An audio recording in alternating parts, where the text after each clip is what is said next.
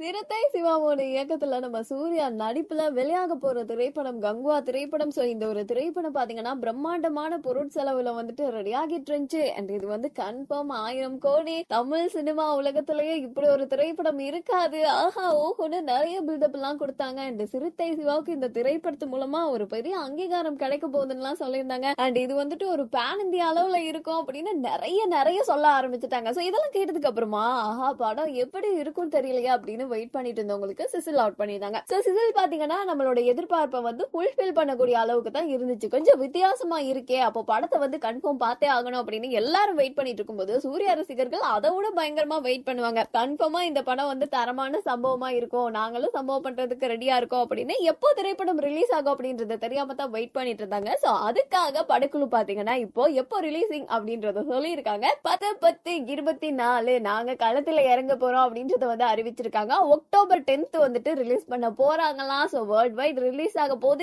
எல்லாரும் பார்த்து என்ஜாய் பண்ணுங்க. யாரெல்லாம் கங்குவா திரைப்படத்துக்கு வெறித்தனமா காத்துட்டு இருக்கீங்க அப்படின்றத கமெண்ட்ஸ்ல சொல்லுங்க.